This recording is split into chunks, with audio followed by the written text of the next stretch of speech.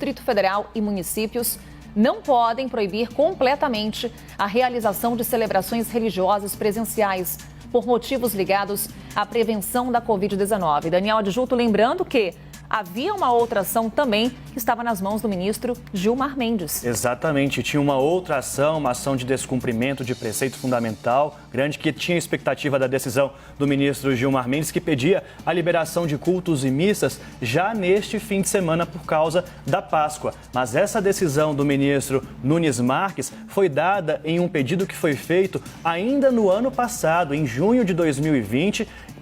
também por juristas evangélicos, a Associação Nacional de Juristas Evangélicos, que falava sobre a restrição de cultos na cidade de João Monlevade, em Minas Gerais. Temos mais informações, vamos conversar também com Igor Gadelha, em Brasília, para a gente trazer um panorama, porque essa decisão é importantíssima, já que estamos falando de Supremo Tribunal Federal e da autonomia de estados e municípios para decretarem medidas restritivas de enfrentamento à Covid-19. Sem dúvida, Daniel, uma decisão importante que veio do ministro Cássio Nunes Marques, que não era o relator daquela ação que a gente já vinha monitorando, a ação impetrada pelo PSD, partido que é, em tese, da base aliada do governo, entrou no Supremo Tribunal Federal pedindo aí a liberação dos cultos e missas e outras atividades religiosas, mas esse pedido do PSD acabou indo para o ministro Gilmar Mendes, que ainda não tomou qualquer decisão. Agora, Cássio Nunes Marques, então, atende aí o pedido da Associação Nacional dos Juristas Evangélicos. Eu até destaquei aqui uma das justificativas do ministro, ele diz: reconheço que o momento é de cautela ante o contexto pandêmico que vivenciamos. Ainda assim, diz o ministro, é justamente por vivermos em momentos tão difíceis, mas se faz necessário reconhecer a essencialidade da atividade religiosa, responsável, entre outras funções, por conferir acolhimento e conforto espiritual. Na decisão dele, viu, Daniel, ele diz não só que os estados e municípios e o Distrito Federal não podem proibir, como ele também ali determina que sejam aplicados nos cultos e nas missas os protocolos sanitários ali, como no máximo 20% da capacidade, ali aferir temperatura, distanciamento social, uso de álcool gel. E o ministro Cássio Nunes Marques, Daniel, esse é um ponto muito importante, ele também pede que a sua decisão monocrática seja apreciada pelo plenário do Supremo Tribunal Federal, ou seja, pelos demais 10 ministros que compõem a corte junto com Cássio Nunes Marques. Estamos juntos aqui lendo a decisão do ministro, Igor. Inclusive, eu estava exatamente nesse trecho que você destacou e logo abaixo ele traz um outro ponto que é, para além da plausibilidade jurídica, considera ocorrer no caso também o perigo na demora. E aí ele destaca: estamos em plena Semana Santa, a qual aos cristãos, de um modo geral, representa um momento de singular importância para as celebrações de suas crenças. Porque havia esse debate também com relação ao período em que estamos, o período da Páscoa, e essa liberação justamente para que ocorressem as celebrações. Agora, o que temos aí também, Igor, vai ser o debate jurídico agora, como você traz para a gente. É uma decisão que ainda vai ao plenário do Supremo Tribunal Federal, porque o próprio Supremo Tribunal Federal já havia sinalizado para a autonomia de estados e municípios com relação a decisões que envolvessem medidas restritivas durante a pandemia.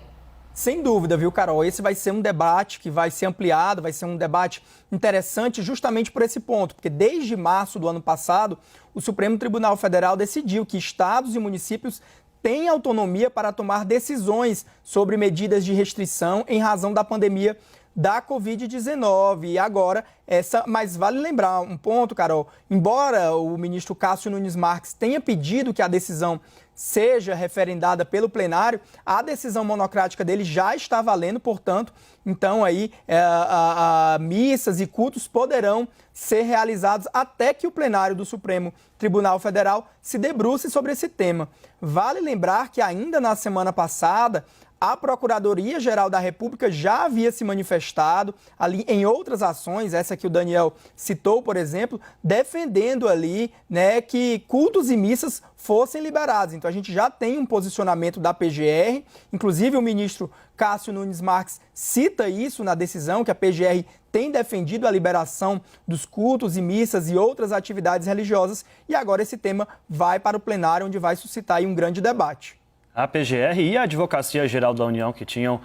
defendido, portanto, o retorno das atividades religiosas, mas com a adoção de medidas sanitárias, como determina o ministro Nunes Marques, que é o primeiro ministro indicado pelo presidente Jair Bolsonaro ao Supremo para a vaga de Celso de Mello. Só resgatando o que é importante aqui a gente detalhar em que decisão